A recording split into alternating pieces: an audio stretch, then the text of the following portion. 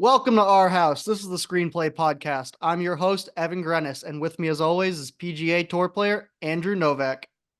How's it going, everyone? Happy to be back. Now we're at the very end of the season, tail end. We got the Super Bowl set, and excited to talk a little football. Yeah, I got a lot of good stuff to talk about today. You're finally back home for once, not on the road. Oh yeah, it's good to be home. Yeah, you said you got waste management next week. That's a pretty crazy one that even your non-casual golf fan kind of gets into it that week. Yeah, definitely a party. I think the largest attended sporting event in the U.S. every year. So yeah, that'll be good. Yeah, it'll be crazy. We'll watch some of that. See you out there. Yeah, so like you said, we just had championship week. Had two games, ton to talk about.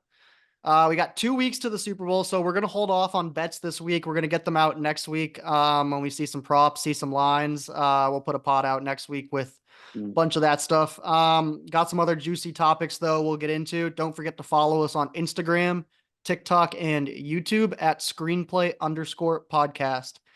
New episodes drop every Wednesday, 8 a.m. So first game, Chiefs defeat the Ravens 17-10. I don't know what was going on with the Ravens. Lamar Jackson, Todd Monken. This game plan out of the Ravens was pretty absurd. It was honestly like coaching malpractice, if you must say it. I don't know if it was like AFC Championship nerves or what, but like what the Ravens did on Sunday was like completely against their identity, what they've done all year. Yeah, no, absolutely. Without looking, can you guess how many total rushes running backs had for the Ravens on Sunday?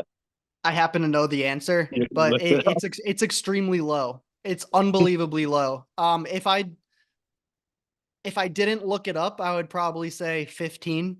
No, But after looking it up and you see that it's six, uh, 6 carries. yeah, that doesn't even make sense. They ran over 50 plays of offense. They weren't down 21 immediately. It's not like they were playing from behind.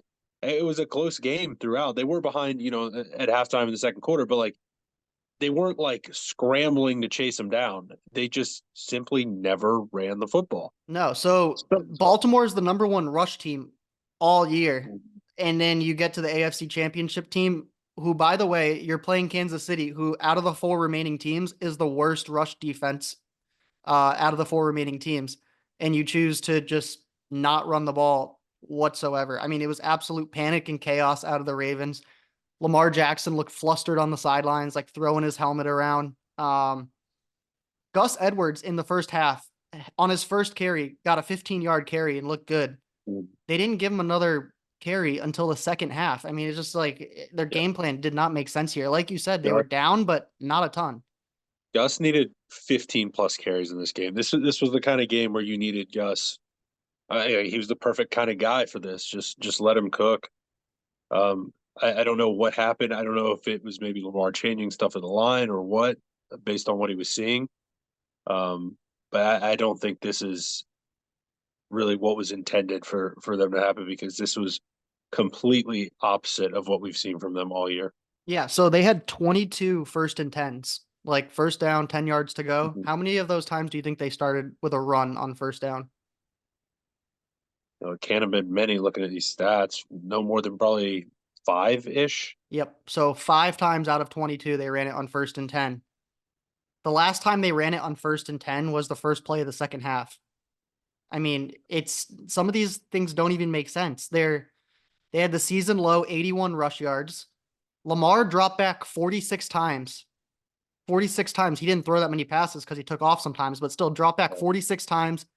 The Ravens are 0-4 when they don't run the ball 25 times this year. So there's a clear, defined way that the Ravens lose. And they fell exactly into that in this game against the Chiefs. Honestly, the only theory that I can come up with in my head is the NFL called Todd Monken and they said, "Hey, we got to get Taylor Swift into the Super Bowl. Here's $5 million. Screw your entire game plan and everything. Have Lamar throw into triple coverage and don't run the ball." Like, I just don't get it. It was terrible. Yeah. And Lamar looked great at times in this game too. And that's the thing that's like he was functioning. He passed the ball pretty well. He obviously had that one, big mistake throwing into triple coverage, trying to force it to Likely. But I thought at times Lamar did look great, Do you throwing the think ball, that was running the on ball. Likely? Because halfway through that route, Likely No, put his hand up, like throw me the no. ball, and he So was tripled. he had his man on his back pocket, and he had a safety to the left as he's coming across. He had him beat. He's Likely's absolutely right. If Lamar puts that over the top and drops it like literally on the back edge of the end zone, I think you have a chance at a touchdown there. But he severely underthrew it, and the safety's able to undercut it. So then he gets boxed in. Like if you look, he slows down a bunch, and so basically the guys catch up to him, and then a guy still comes underneath to make the pick. Like the ball was at least probably 8 to 10 yards underthrown. Yeah, it was I ugly. don't know. I didn't really look to see if Lamar had other options on that play, but that's kind of one of those balls. I don't hate you making that throw because he does have a man beat. He does have some space to put it, What but you I have to put what it. I do hate though was that was like the fifth throw in a row. Like they were just launching passes there, Yeah, throw yeah, after throw after throw after throw, to yeah, where the defense is kind of just pinning their ears back and taking it. I mean, they didn't even yeah. threaten to run there, so that was probably part of it. If Yeah, if Lamar makes it so it's either his man or out of the back of the end zone, then it's next play kind of thing. That's a ball you cannot underthrow basically. yeah. Let's talk about Zay Flowers for a second. So obviously, great rookie player. He's had a Mhm. great season.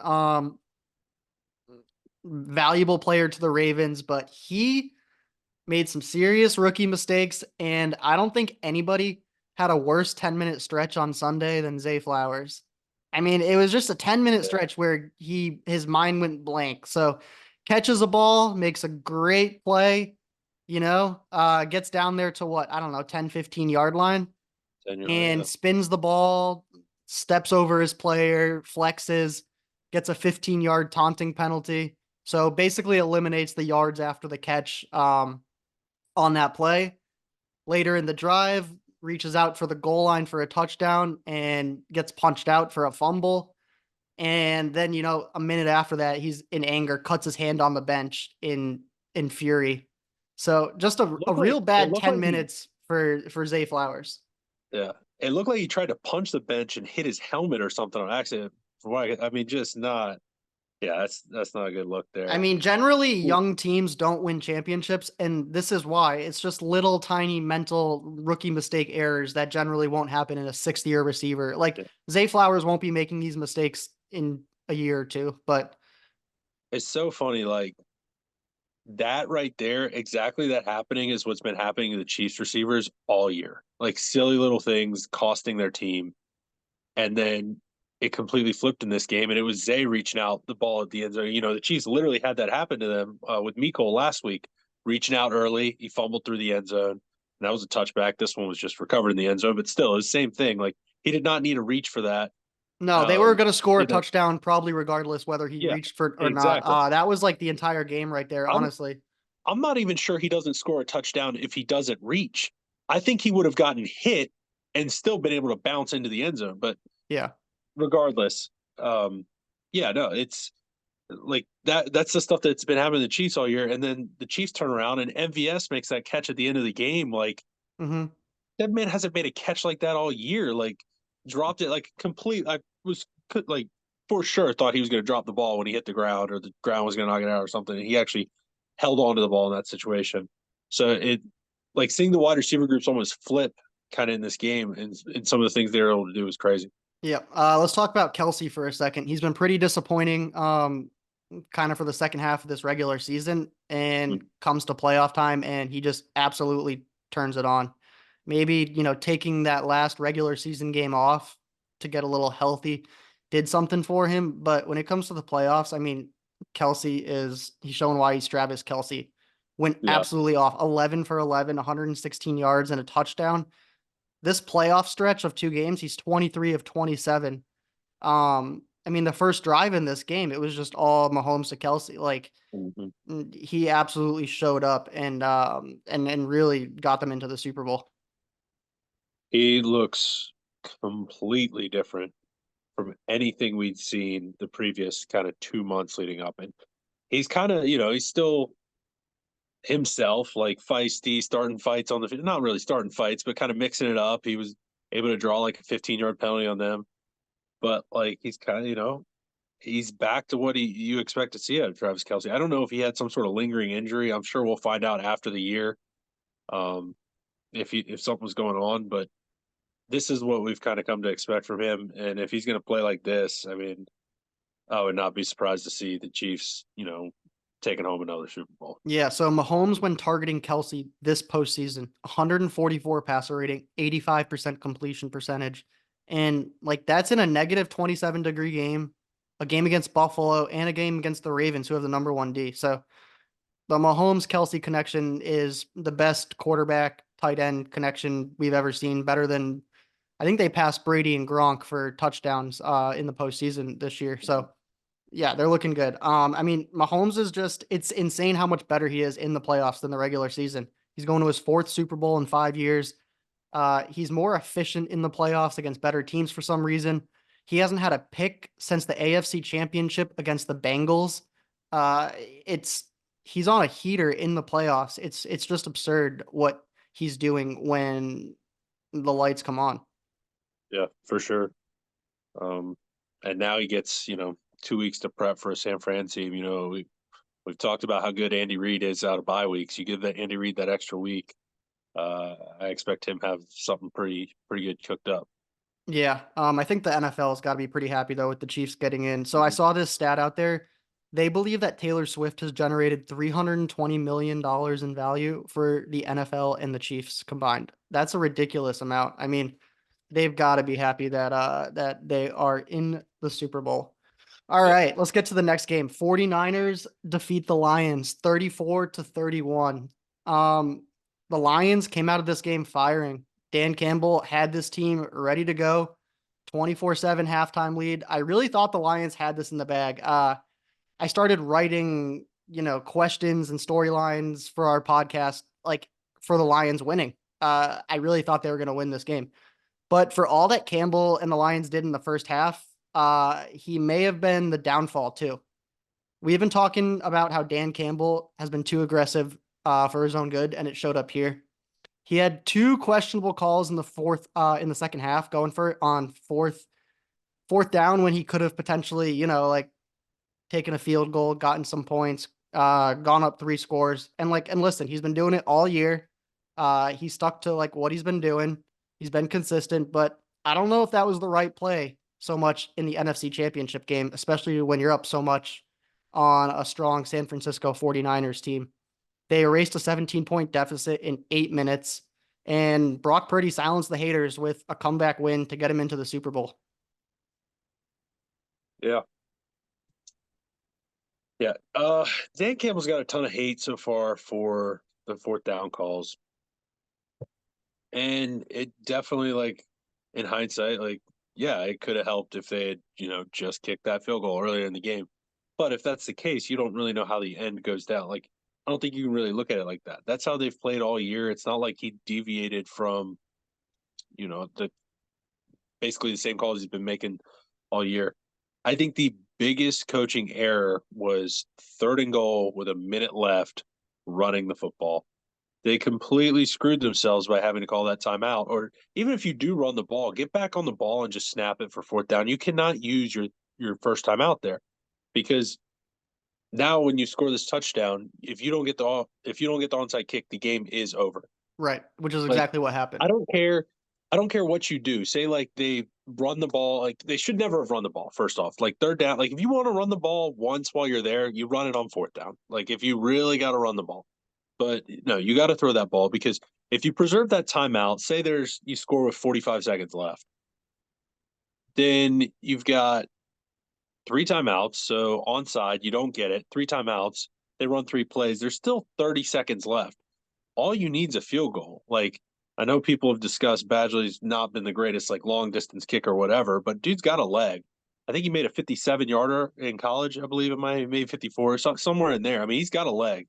Dude can hit it. So, uh, I don't know. Like, it's such a big difference being able to, like, have those timeouts and maybe set up a drive right at the end. Like, force the game to last a little longer. You can't in that situation run the ball and take that timeout because you're just setting yourself up for like such a small chance of just getting that onside kick.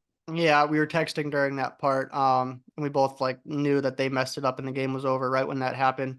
But with the fourth down calls in the game, like, I mean, you're on the PGA Tour. You've obviously seen the movie Tin Cup. I Mhm. felt like that's what I was watching. Like in Tin Cup, he kept putting the ball in the water, shot after shot on the last hole. And Mhm. I felt like that's kind of what Dan Campbell was doing. He was being aggressive on fourth down with a large lead. And it's like, did you stay true to who you are? Yes, absolutely. Did you throw it all away in the process? Yep. Like whenever I see a team in the playoffs with a decently large lead, like 17 points plus, I just come back to think like Falcons, Patriots, like just make the smart plays, like take your field goals, punt the ball when you're supposed to, and make it extremely hard for the other team to come back. I mean, the aggressiveness works sometimes on like a long season, trajectory, but momentum, short stint, like you got to make a smart decision there. We saw the same thing in a Cowboys game a couple weeks ago. Like it does bite them in the butt sometimes. Yeah. I don't know, man. Like one of those fourth downs, like literally was Josh Reynolds wide open, pass hits him in the hands and he just drops it. Like the odds of him making that catch and just like that being a first down right there are 98%. Like, and dude just like clean dropped one. Like, I don't know. Like they had the play calls for him. Like it's just tough, man. Like it's such hindsight because if they're hitting those, which are like percentage calls based on what they do, then they win the game. But they failed to execute simple plays. Like Yep. I don't know. All right. So everyone kind of thought that Ben Johnson was going to take either the Commanders or the Seattle job post this playoff run. But breaking news today, Ben Johnson will stay in Detroit, which is absolutely massive news for the Lions. That's probably the biggest thing for them is keeping your offensive coordinator there. We've seen what happens when some of these teams lose their OC, like the Eagles this year. So the Lions keeping their OC, I think, gives them just as good of a chance of getting back here next year. Yeah, I think they'll be able to run it back with pretty much the exact same core that they have. I think they'll have the ability to add in a few places, but And with how they they've gotta been like drafting, I mean, they yeah, might hit a couple more draft picks this year, and like I yeah. expect them to be good again next year. I'd love to see one more pass rusher. I'd love to see a lockdown corner. Um, Their secondary needs some work. There's maybe no doubt about it. maybe another wideout outside receiver. Although I like some of the things I saw from Jameson Williams this week. Um, Yeah. so I don't know. I think they're in a really good spot, and yeah, I'm expecting seeing them back in the playoffs next year for All sure. right. Let's talk about Purdy for a second. He's been outplayed by Jordan Love and Jared Goff. I don't think you can really say he's played either better than either of those. His stats haven't been anything great. This past game, he went 20 for 31, 267, touchdown and a pick. For his playoffs this year, he's 43 of 70, two touchdowns, one pick. Nothing great. They've skated by. But what I will say is this past week, I noticed is that Brock Purdy does have some mobility. And I believe like that's kind of what got the 49ers over the hump this week. He had 5 rushes for 48 yards. Um, the difference is between him and Garoppolo is he's a little more mobile than Garoppolo is and can make a couple more throws. So, it's what they were looking for in Trey Lance. He couldn't do it. He's probably not as mobile as Shanahan wants or would like, but he is more mobile than Garoppolo, a better processor than Garoppolo, and a better quarterback than Lance. So for what they want, they're getting like a better version of Garoppolo is what I'm seeing. Yeah, for sure. I mean, he's definitely a better quarterback. He got away with a few this week. I would definitely say he didn't play his best, but I thought he showed a lot of heart in the second half, using his legs, going out and making some things happen. Obviously, got super lucky on the Ayuk touchdown, or not Hmm. touchdown. I guess it but the tip catch, That was whatever. probably the play in the game that turned it around that said, "Oh shoot, San Francisco might come back here."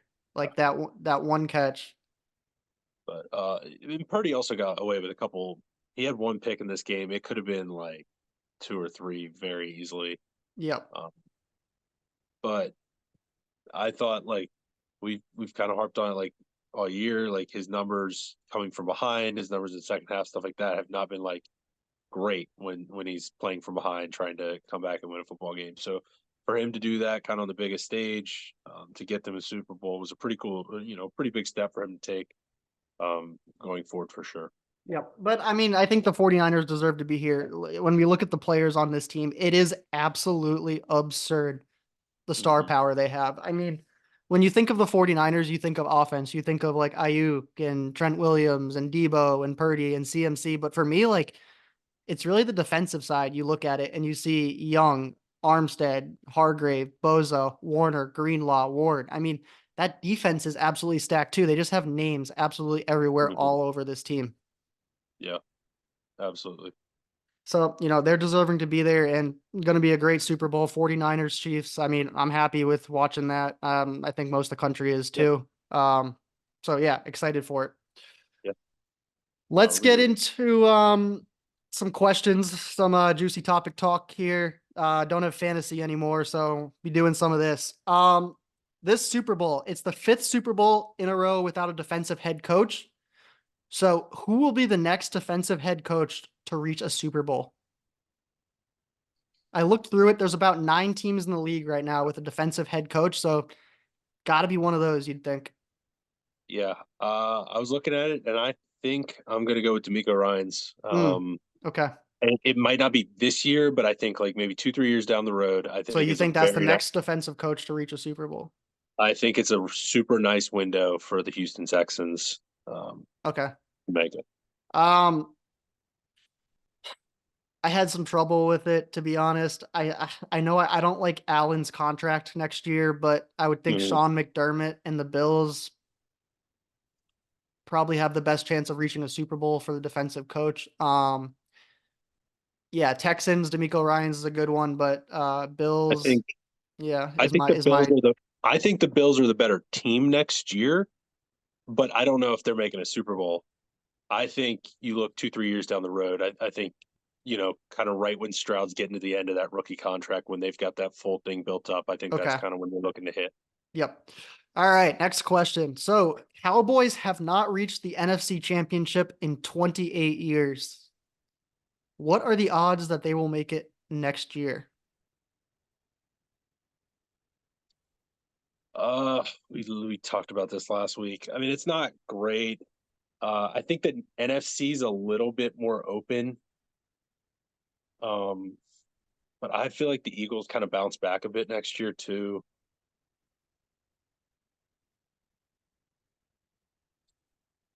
I'd put it at like 20, 25%. Like I feel like they're probably a better team than that number, but it's also the Cowboys, so I got to handicap them down a little bit. 25% is way too high. They haven't reached the NFC Championship in 28 years, and you think there's a 1 in 4 chance that they get there next year? 25. Yeah, I mean, like I'm just gonna who in the let me say NFC? this. Like, Let me go through this. I believe the Cowboys have a 1% chance. I'm giving them almost no chance. 1% because anything's possible. But like we said last podcast, Dak's contract, 60 million. He's gonna have to rework that deal. There's no way that they can contend with that type of deal. Okay. So assuming that he reworks that contract a little bit to help the team out, the mhm. Eagles, the Giants, and the Commanders in division should all be better next year, realistically. The Lions are going nowhere. Green Bay is good and they're getting better. The Bears are going to be getting Caleb Williams. The 49ers are going nowhere. And the Rams are going to be back and probably better next year. So I think the teams in the NFC next year are going to be better than they were this year. I don't give the Cowboys I any guess, real yeah, hope at all. because to get to the NFC, they're gonna have to win twice. Because I don't think they're gonna be the 1 seed. So they're gonna have to win basically 2 games in the playoffs, assuming they make the playoffs. But I do think they're gonna be a playoff team. So I'm probably a little too high on 20%, but I think it's more than 10% Okay. because Both I, pretty I low. I do agree. Like but the NFC is like a little bit weaker in my opinion. It just the NFC South doesn't exist. The West, you have like I don't think the Seahawks are there. Like I think it's gonna be Rams and 49ers, and then you got to get through like the Packers and the Lions, and then you do have the Eagles. But like it's it's just I feel like it's just a little bit softer in the NFC, like especially with the quarterback play. Yep. So I don't think it's like really terrible, All but right. we'll see. Uh, little thing here we talked about a week or two ago. The Super Bowl color logo theory. So we had someone comment on our Instagram post a couple months ago saying that the Super Bowl teams are already decided based on the color of the logo. So 2 years ago, the color of the logo was orange and yellow. We got Bengals Rams. Last year, the color was green and red. We got Eagles Chiefs. This year, the color of the logo is red and purple. So people were thinking this logo theory is continuing. We're going 49ers Ravens. Well, the 49ers get through, but the Ravens don't. The Chiefs do. So that's red and red. So color theory eliminated, thank God, because I didn't want to be thinking every year, oh, shoot, who's getting into the Super Bowl based on these colors? I did see somebody put up Taylor Swift's CD art or whatever on her last album is purple. So if you count that for the Chiefs, it's still valid. All Just right. throwing that out there. We talked about this a little earlier, the Zay Flowers taunting penalty. So Zay Flowers makes a catch, runs for about 20 yards. Once the play is over, he gets up, spins the football, stands over the defender, and flexes down at him. 15-yard penalty, basically eliminating the yards after catch. Should taunting be allowed? There's no point. Like celebrating is allowed. Like why does he need to do that over the defender? It's not like he did anything crazy to the defender. Look, I'm pretty sure that play was like a little bit of a coverage bust, and then he kind of zigged around some guys, but there was no need for him to do that. Like if he just gets up, takes 2 steps away, and then it's a home game. Like your crowd, like flex to the crowd, do anything, and you're completely fine. Like there's no need for him to do that. Like spin the ball at the guy and then like stand over him and do that. There's really no point to that. I think you can pick one of the three. You can spin the ball, stand over him, or flex. You do one of the three, you're fine. There's no taunting call. You spin the ball, stand over him, and flex, drop all three. There's a flag coming out. So maybe, Even I don't you know. could do two if you spin the ball and then walk away and flex, you could do two of the three as long as it's not like clearly on top of the player and like I just don't understand. Like, go ahead and celebrate. Like the NFL does not really punish celebrating. Like they're cool with the team celebrating together. Like that's not really a thing anymore. Excessive celebration, you don't ever see that. Like, This kind just of don't reminds me of that taunt. that that Key and Peele video of the football player with the three Yeah, pumps. Like the yeah, third pump gets you. That's kind of what it is here. yeah. It's just stupid. He did not need to do that. It's a home game. The fans are hyped. Go celebrate with the fans. Go do something like you don't need to like Yeah. do that. He won't Like make that mistake in the they're future. gonna flag that. They always flag the taunting. Like you just can't do that. All right. So Andy Reid, coach of the Kansas City Chiefs, 65 years old. This is his 25th season as a head coach, 14 years with Philly, 11 with the Chiefs. Patrick Mahomes likely will play football for another 10 to 12 years. How long do we think Andy Reid is coaching? I mean, I think it's unlikely to say that we're going to think Andy is coaching till 75, 78 years old. So, do you think that he's gone in the next year or two, or do you think he's got another 5 to 10 in him? I could absolutely see the Chiefs winning the Super Bowl this year and Andy Reid and Travis Kelsey retiring at the same time. I could absolutely see that. Yep.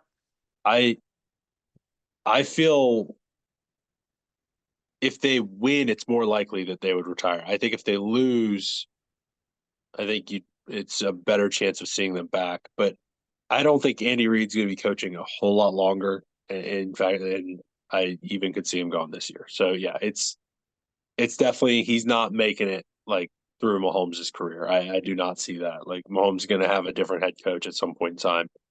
I think it would be really, really interesting if the Chiefs were the first team to finally give Bieniemy a shot at the head coaching thing once Reed's done. It'd be kind of cool. Interesting. That's not a bad thought. I like it. Okay.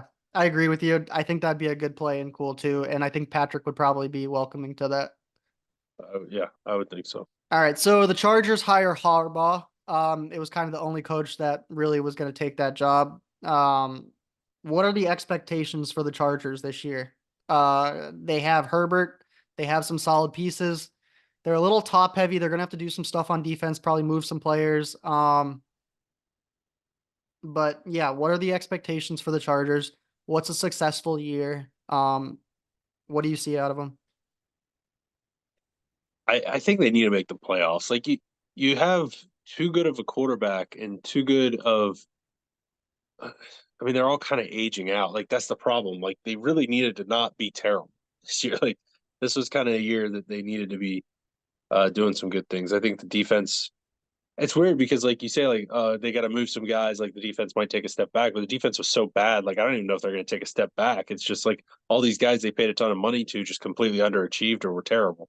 Yeah. So I don't know what we'll see as far as that.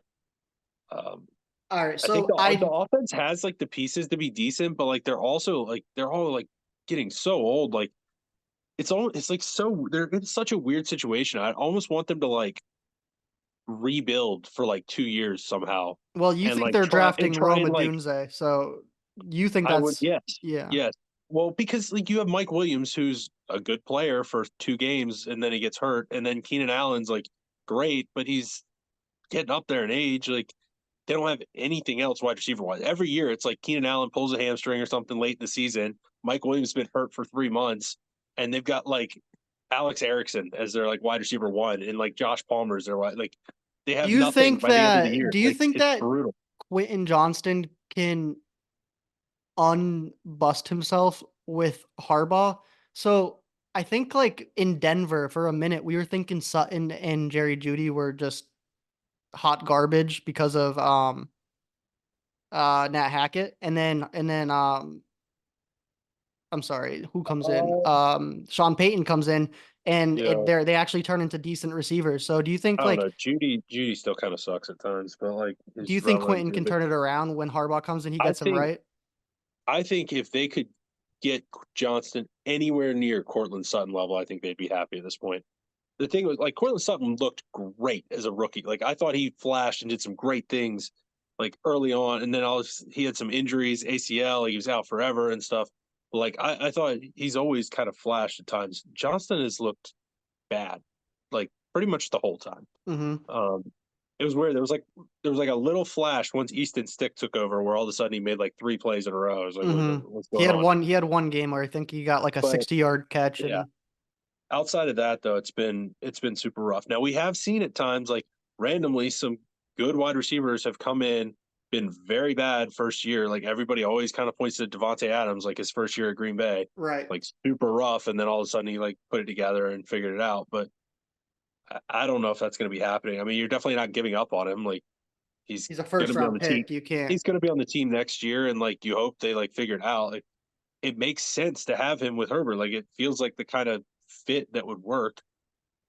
It just hasn't so far. Yep. Um, So I'm looking at the Chargers schedule next year. We don't have like the order, but we have their home and away teams. Um they're tough games. They all get at home next year. I'm looking at it and obviously they have to play the Broncos, the Chiefs, and the Raiders, their division team home and away. But their toughest games are going to be Ravens and Bengals, and they got them at home. Their away games are very manageable. Falcons, Panthers, Patriots, Cardinals, Pittsburgh, Browns, and then obviously their division games.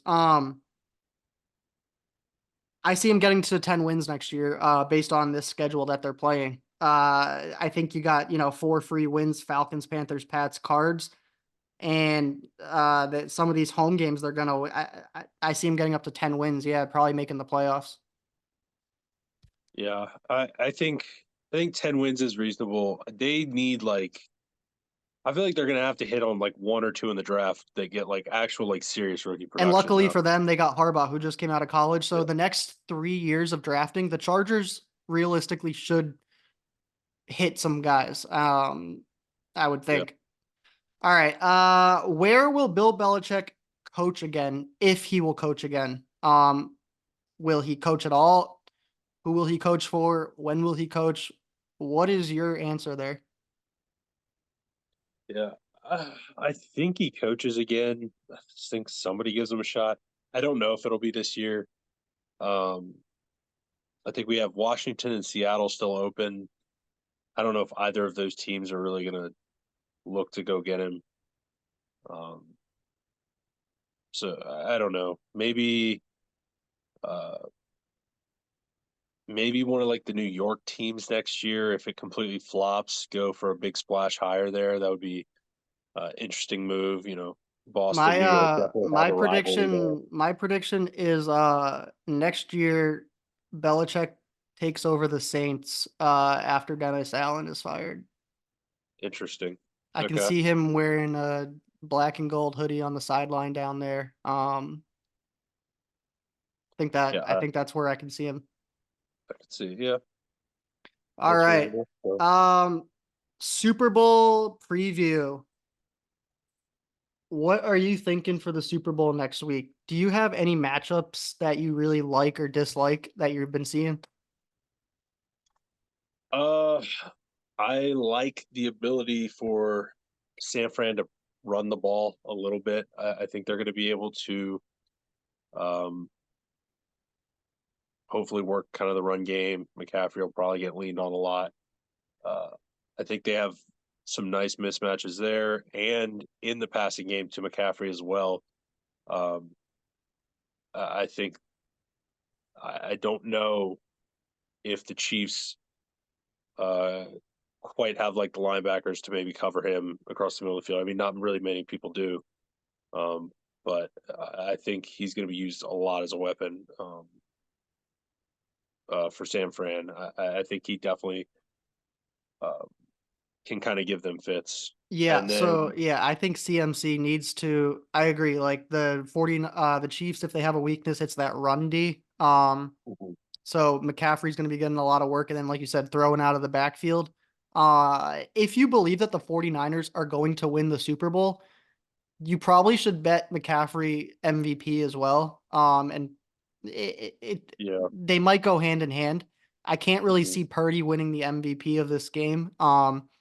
And it's unlikely that one of the wide receivers gets it unless they really do something. I could see it could be like a Debo. If Debo scores a couple times, like Yeah, maybe. but it's more likely that McCaffrey's going to get 2 touchdowns and Yeah, 120 yards and be the MVP.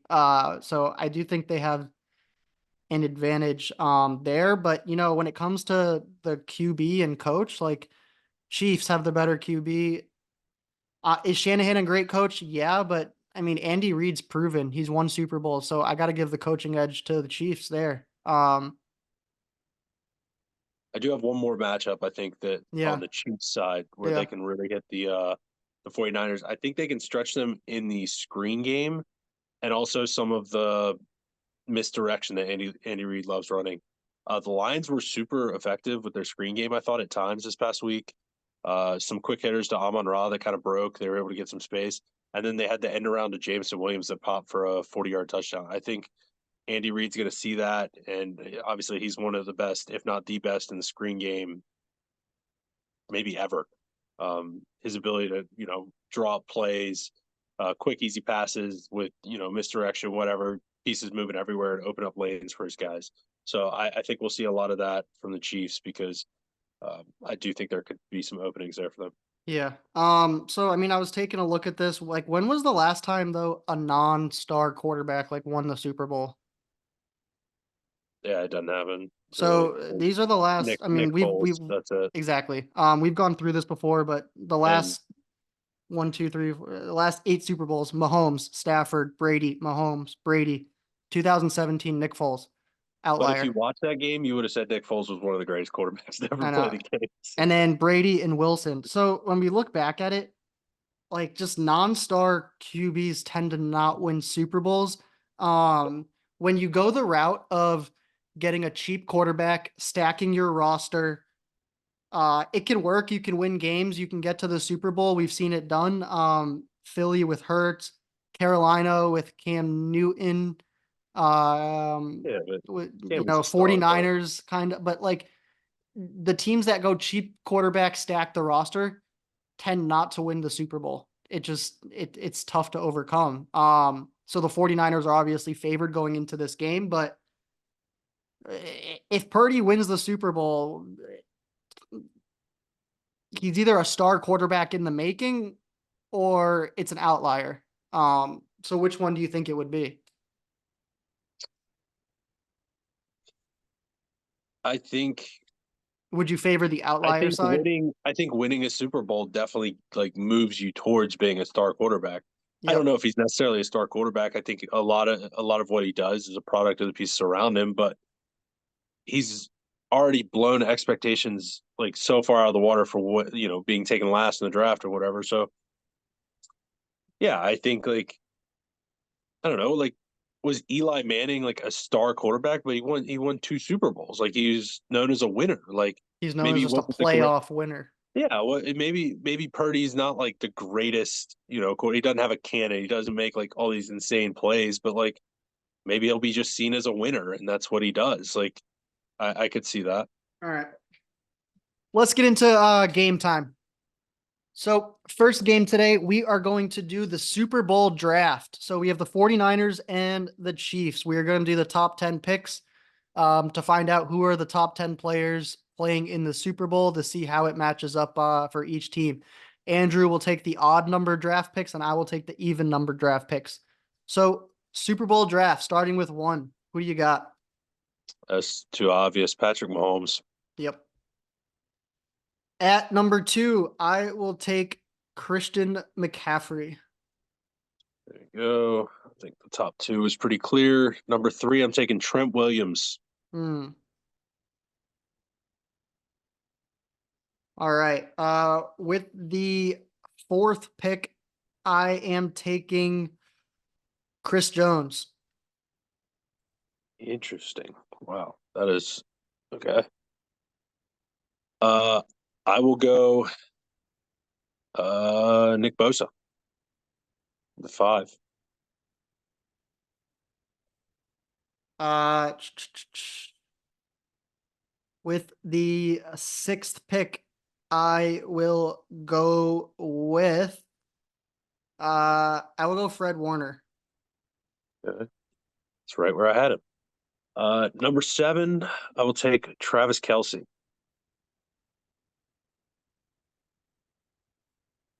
All right. With the eighth pick in the draft, I will take. I'm gonna go Debo. Debo Samuel. Mhm. That's a good one. What am I? I'm on nine here. Yep. I'm taking Drake Greenlaw. Nice. Okay. And then with the 10th pick, I am gonna go with Sneed on the Chiefs. No George Kittle going in this. That is actually No. So that tells you how strong that this Super Bowl is. George Kittle is not in the top 10 players. he's in my top 10. He was in your But top 10, not in my top 10. So looking back at this, we have one, two, three, four Kansas City players and six 49er players in the top 10. So fairly even. Um, yeah, it's gonna be a great Super Bowl. I have no idea. I mean, some of it's we're gonna see yeah, some great plays out there. I think it's gonna be a close Super Bowl, no matter only what. only two of my top eight that I had were Chiefs players. So I had 49ers in six of the first eight slots. Crazy. Yeah. But again, Patrick Mahomes, number one. Yeah. No matter And who that's you are, Patrick Mahomes is exactly. number one, and that's the big difference. All right, so you had this idea yesterday. We'll put it into play. This game is called Way Too Early Division Winners. So we're gonna pick the division winners next year. We're gonna start with the AFC North. Who do you got?